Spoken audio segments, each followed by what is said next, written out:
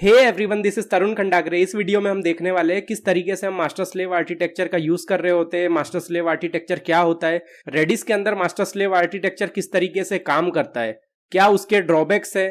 हम पूरी चीजें देखने वाले हैं कि रेडिस स्टोर कैसे कर रहा होता है डेटा, रिट्राइव कैसे कर रहा होता है डेटा, हर चीज के बारे में आपको इस वीडियो में मिलने वाला है। तो स्टे कनेक्टेड, वीडियो लास्ट तक देखिएगा।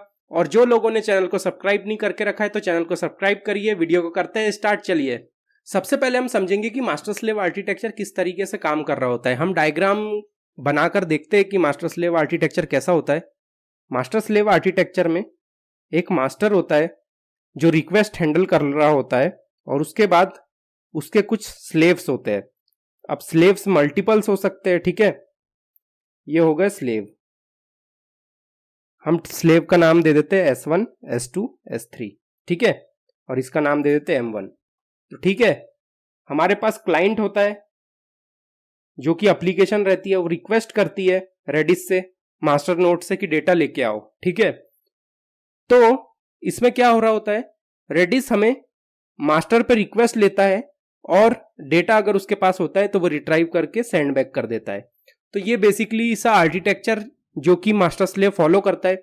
अब मास्टर स्लेव में डेटा कैसे स्टोर होता है, तो मास्टर स्लेव में सबसे पहले क्या होता है, जब भी क्लाइंट से डेटा आ रहा होता है तो सबसे पहले वो मास्टर में राइट होता है, और जब हम रीड कर रहे होते हैं तो रीड हमेशा स्लेव से होता है। ये होता है मास्टर स्लेव आर्किटेक्चर, जिसमें हम राइट करते हैं मास्टर पे और रीड करते हैं स्लेव से। अब स्लेव में क्या होता है डेटा में, अब स्लेव के अंदर क्या हो रहा होता है, तो स्लेव के अंदर मास्टर के रेप्लीकेशन होते हैं। मास्टर का replication 1, replication 2, replication 3। So master के जैसे ही सेम डेटा स्टोर होता है स्लेव पर भी। ये हमारा हो गया मास्टर नोड, ओके। अब ये मास्टर नोड से डेटा है, ठीक है, और ये हो गया हमारा स्लेव नोड। अब क्लाइंट है, वो मल्टीपल क्लाइंट्स हो सकते हैं, ठीक है। एक क्लाइंट ये है, एक क्लाइंट ये है, ओके। ये सब क्लाइंट है हमारे पास। अब जब हम राइट करेंगे तो राइट कभी भी मास्टर के ऊपर होगा, ये मास्टर है, राइट हमेशा मास्टर के ऊपर हो रहा होगा।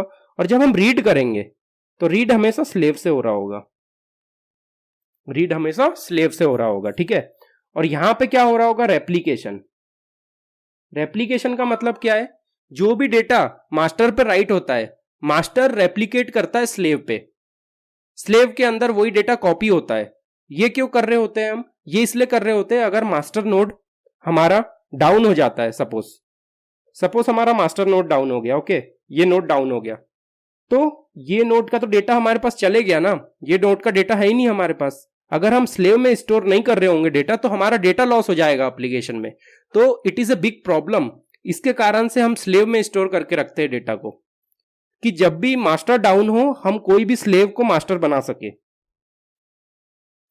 जैसे ये नोड हमारा डाउन हो जाता है तो हम ये नोड को मास्टर मान लेंगे, और फिर ये क्लाइंट इससे डेटा मांगेगा और इस पे ही राइट करेगा। तो इस तरीके से मैकेनिज्म काम करता है। और एक और चीज, अगर आपका मास्टर डाउन हो जाता है, suppose your master will down, okay, अगर मास्टर डाउन हो गया तो क्या अप्रोच हो सकती है।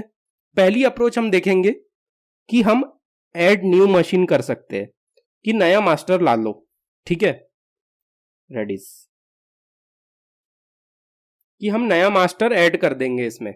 अब ये मेथड के साथ ये प्रॉब्लम है कि जो हमारा ओल्ड डेटा है वो तो नए मास्टर में है नहीं, तो एप्लीकेशन पे इंपैक्ट पड़ सकता है। ओल्ड डेटा की हमें जरूरत है, ओल्ड डेटा हमारा अगर रेडिस डाउन है, उसका मास्टर नोड डाउन हो गया तो ओल्ड डेटा लॉस हो गया, और हमने अगर नया नोड को मास्टर बनाया जिसमें कोई डेटा नहीं है तो हमारे लिए एप्लीकेशन में ये बिग प्रॉब्लम हो सकती है। तो ये चीज आपको ध्यान में रखना होगा। सेकेंड अप्रोच क्या हो सकती है अगर मास्टर डाउन हो जाता है, तो make existing slave as master, ठीक है, हम एग्जिस्टिंग स्लेव को मास्टर बना देंगे। तो ये मेथड मुझे सही लग रही है, ये मेथड काम कर जाएगी, बिकॉज स्लेव के पास भी रेप्लीकेशन है मास्टर का, स्लेव के पास भी सेम डेटा है जो मास्टर के पास होता है। तो इससे आपको फायदा हो रहा होगा। स्लेव के पास सेम डेटा है तो हम स्लेव को मास्टर की तरह ट्रीट कर सकते हैं, तो हम यहां पे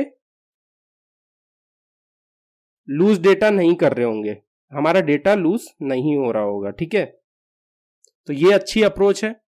तो होप आपको समझ में आया होगा किस तरीके से डेटा राइट करते हैं, रीड करते हैं रेडिस के अंदर, और मास्टर स्लेव आर्किटेक्चर होता क्या है। मास्टर स्लेव आर्किटेक्चर में बेसिकली एक मास्टर होता है और मल्टीपल स्लेव नोड होते हैं जिसमें रेप्लिकेट करते हैं हम डेटा, मतलब सेम डेटा मास्टर में भी होगा और स्लेव में भी होगा। जब मास्टर डाउन हो जाएगा तो हम कोई भी स्लेव को एक को मास्टर की तरह ट्रीट करेंगे और उसको अप कर देंगे और ये स्लेव उससे कनेक्ट कर देंगे। ओके, तो इस तरीके से मास्टर स्लेव आर्किटेक्चर वर्क करता है। बट ये बड़ी एप्लीकेशन, जब आपका यूजर बेस बहुत हैवी हो जाता है तो ये आर्किटेक्चर काम नहीं कर पा रहा होता है, बिकॉज ये आर्किटेक्चर में ये प्रॉब्लम होती है, अगर आपके पास एक मास्टर नोड है तो हर रिक्वेस्ट उसी पे आएगी, हर रिक्वेस्ट को मास्टर पे जाना रहता है। इसमें ऐसा नहीं होगा कि डायरेक्ट रिक्वेस्ट स्लेव पे आ जाएगी। ओके, राइट रिक्वेस्ट हमेशा मास्टर पे जाएगी, और जब टू मैनी राइट रिक्वेस्ट हो जाएगी तो यहाँ पे ये मास्टर फट जाएगा।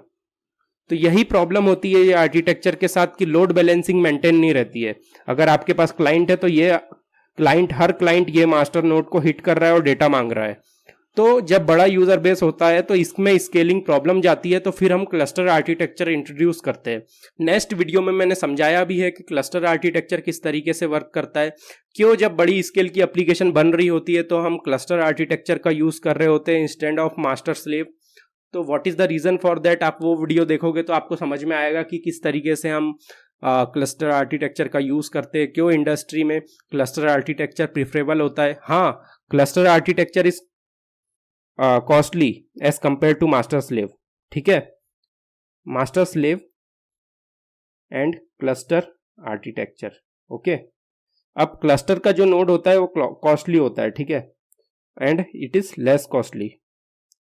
तो ये डिफरेंस होता है कि अगर आपके पास यूजर बेस हैवी नहीं है, बहुत ज्यादा यूजर बेस नहीं है, तो आप मास्टर स्लेव का यूज करो, आपको कोई प्रॉब्लम नहीं हो रही होगी। बट जब भी आपके पास यूजर बेस हैवी है, आप बड़ी एप्लीकेशन बना रहे हो, इंडस्ट्री लेवल की एप्लीकेशन बना रहे हो, तो वहां पे क्लस्टर का ही यूज हो रहा होता है। वो बहुत प्रिफरेबल टेक्नोलॉजी होती है, बहुत प्रिफरेबल आर्किटेक्चर होता है यूज करने के लिए। तो ठीक है, मिलते हैं नई वीडियो के साथ। आपको ये वीडियो समझ में आया होगा कि किस तरीके से मास्टर स्लेव आर्किटेक्चर वर्क करता है और क्या ड्रॉबैक है मास्टर स्लेव आर्किटेक्चर की, और क्यों हम क्लस्टर आर्किटेक्चर प्रीफर करते हैं as compare to master slave architecture in the industry.